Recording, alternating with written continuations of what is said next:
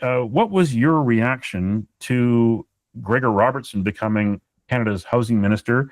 Oh, that's really easy, Bob. I think it's in one way when I heard that he was running, I think the idea of him perhaps being Minister of Housing, certainly a Minister of Housing and Infrastructure, certainly kind of came across my mind. But then at the same time, the possibilities of perhaps him becoming a minister of the Environment or whatever they're going to call that particular portfolio.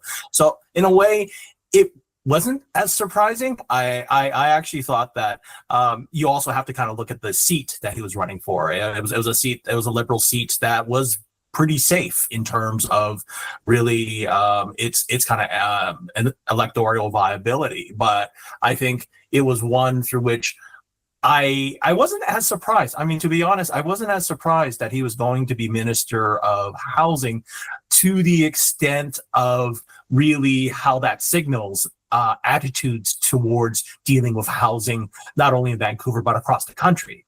So I think that it's really one through which I think it's one to watch in terms of whether he'll take, and again, the kind of back and forth, one has to be rather generous that, he's only been in the job for now, almost 72 hours, that it's really one to kind of look at whether he will take Vancouver as really a collection of cautionary tales, or will Vancouver really be the operations manual? What was Gregor Robertson's legacy as mayor of Vancouver for that decade, 2008 to 2018? What was his legacy?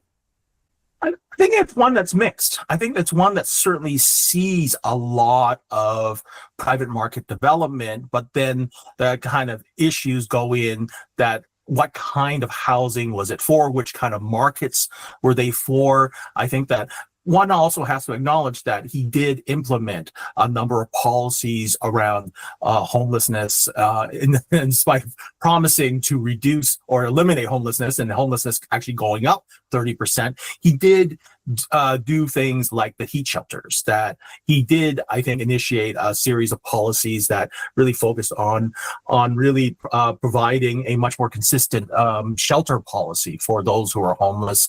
I think that part of it is also, I think one of the biggest elements of his plan was the Greenest City Action Plan, the attempt to make Vancouver the greenest city on earth, which I think in one way, again, had a number of deliverables towards how we build and what we build. But yet, at the same time, I'm not sure if those policies really, I think, really have produced the kind of outcomes that they have, as opposed to kind of be the kind of greenwashing that becomes very popular around urban planning around that period. So I think that it's really, again, one that's mixed. And also I think the kind of interesting elements is also becoming a city of reconciliation.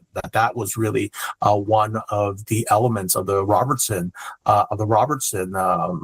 mayoralty. That I think, again, a lot of big ideas, but then how are they delivered? And I think that, again, it's mixed between what was promised again and what was delivered. To this kind of mixed legacy of Gregor Robertson, and really, again, what was promised versus what was delivered, that very much the aspects of affordability just did not happen, that rents are as high as ever when he leaves. It's really the purchasing of homes is just as high as ever when he leaves. So I think that, again, all these promises and all the images of what looks good really completely fail towards its delivery, towards the idea of affordable housing, the growth of cities. I think that, the kind of image of bike paths really actually fail towards actually the need for networks, that these very visible, very kind of photogenic bike paths really get built in key parts of the city.